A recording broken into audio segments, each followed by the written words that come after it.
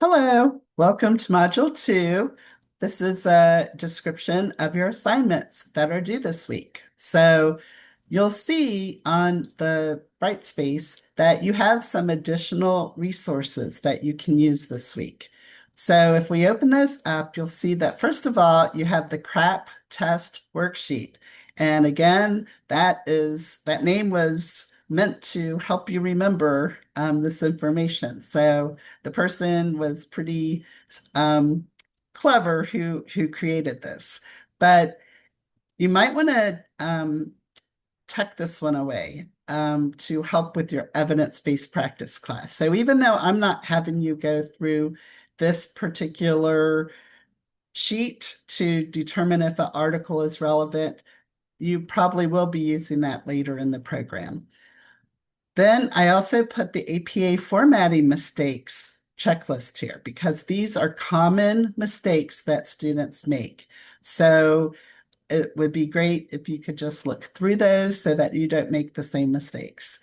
Then the third is how to create a hanging indent. And remember, a hanging indent is what you do with on your reference page where you have the author's name flush left to the left side, and then you have the rest of the entry indented, and that's called a hanging indent. And this is instructions on how you can do that.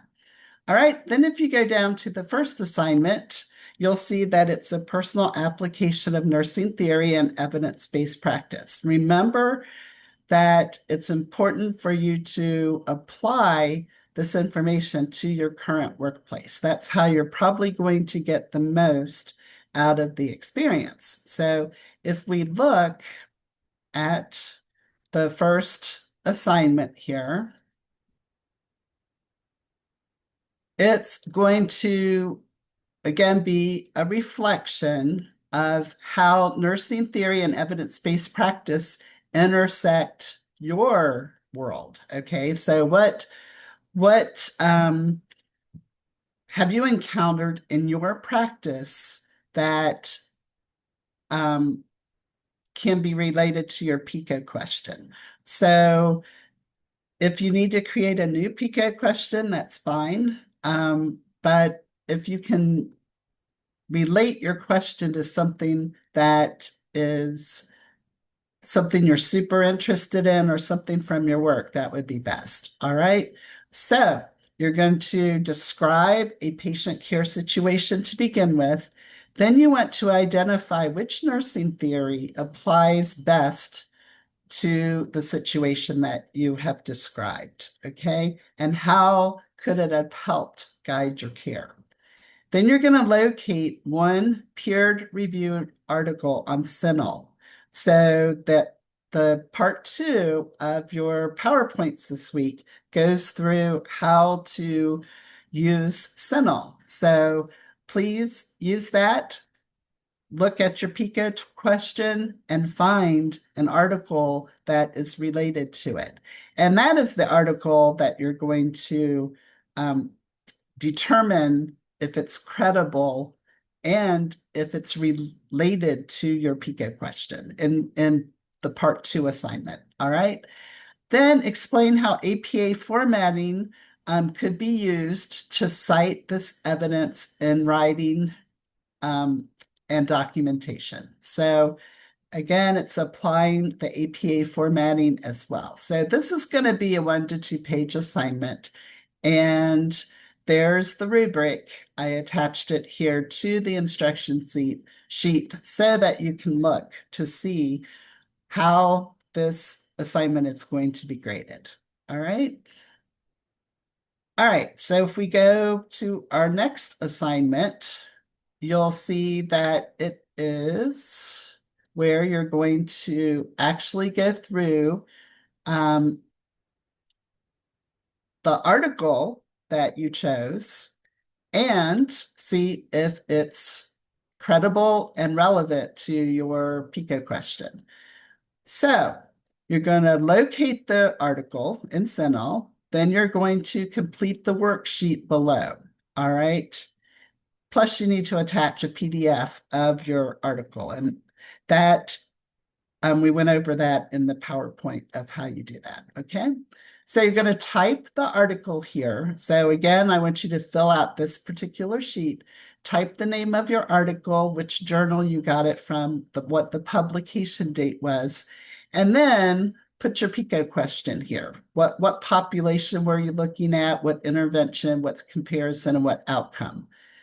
Then you need to look at the article and see, is the population, does it match the article that you chose? And you can just click yes or no here, and then you can put some notes on, why you think it was the same, or why you chose it anyway, even if it was not the same. So you do that with the intervention, comparison, and outcome. And you can put your notes here of why you marked yes or why you marked no.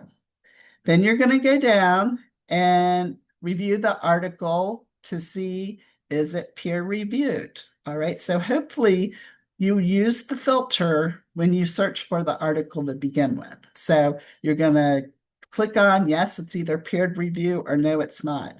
Is the study design appropriate? So is it a research study? Is it giving you the information that you need for your PICO question? Is the publication date within the past 3 to 5 years? And again, hopefully it is. If it's not, you need to put over here why you went ahead and chose the article, even though it was not current. All right. Is the article from a credible journal, or academic source? So yes or no, and why did you think it was credible? And does the article cite evidence and include references? So yes, it does, or no, it doesn't. That's either pretty much yes or no. I'll be able to look on your attached copy to see if it does or doesn't. Okay, then based on your review, is this article relevant to your PICO question? So you're going to say it either is, or it somewhat is, or no, it's not. And then a brief explanation of why you think that. All right. Then you're going to go ahead and submit this typed sheet along with your PDF of your article. And that is this assignment.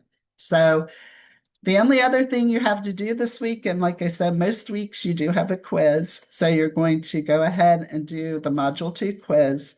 And we talked about how to access that last week. So I hope you have a good week, and I will see you next time. Bye-bye.